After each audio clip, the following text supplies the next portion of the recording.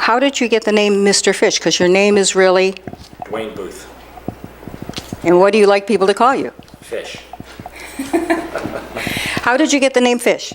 I attempted to name my stepfather's new bird. I thought Mr. Fish was a terrific name, and it was roundly considered the worst name for a bird, so it was handed back to me.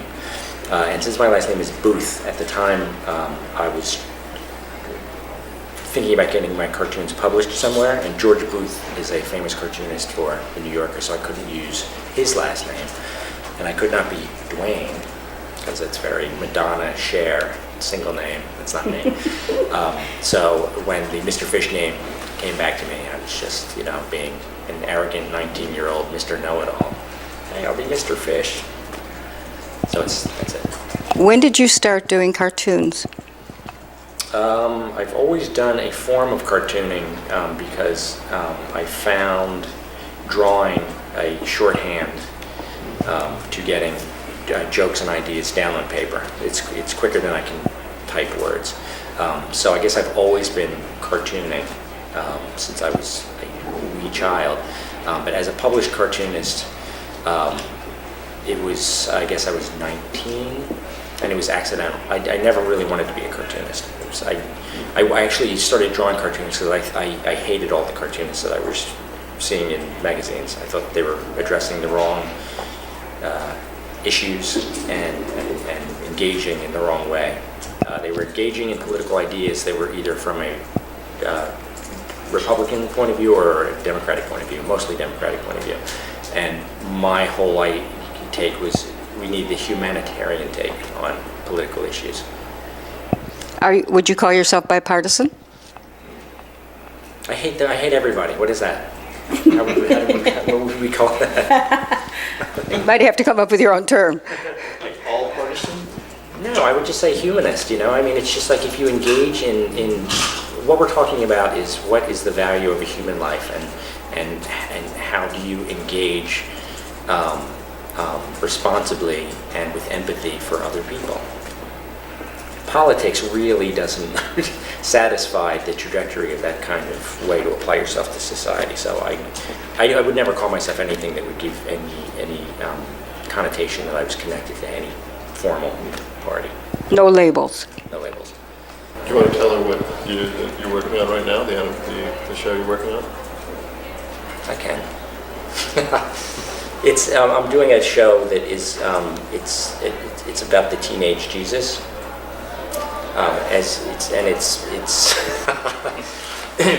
see, that's the thing, that when I pitched the show initially, people who know my work are just like, absolutely not, because you're just going to make fun of organized religion, which it's not. It's actually exploring what it would be like if Jesus were born in 2003 or 2004, he'd be, 14, 15 now, and he's like a 14, 15-year-old, uncomfortable in his skin, I just want to be normal.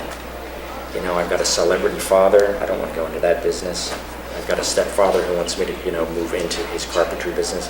Not interested. Let me just work on my identity and just be left alone. Leave me alone. What does he look like? He looks a lot like me. In your own image. Right. Yeah, but it's in many ways, the movie The Graduate? Yeah, it's just like finding what is heroism now? Because I really think it's time to redefine what a real hero is. And I think that's, I just mentioned The Graduate because I think that was a turning point in American culture when the idea of heroism is trying to be honest to yourself and your own vulnerability. Just like Benjamin Braddock in The Graduate. Mm. So, what is heroism now? And to me, heroism is focusing on, your truthful place in the world. And recognizing your own problems and ugliness and weirdness, and finding grace in that. It also shines a light on the demise of newspapers and magazines and the personal cost to him as that world shrinks, and there's nowhere for sort of radical, outrageous voices to be heard anymore.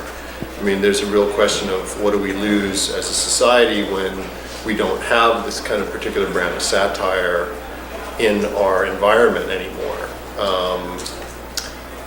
It's the same reason the print is dead cartoon is relevant, you know, and important to think about.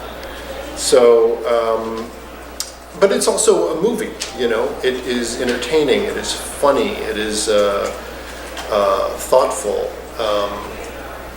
Most of those things just happen because I happen to aim the camera at him and he's talking. It's not anything I did as a filmmaker, per se. I mean, we structured a story, though. It took 5 years to make, so it was a real labor of love.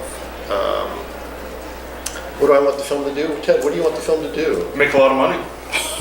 Make a lot of money. The starving artist thing is getting old.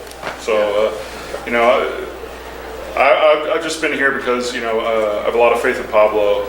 I learned about Mr. Fish through him, and I've become a huge fan. And I think his voice needs to be heard out there. Now is a better time than ever.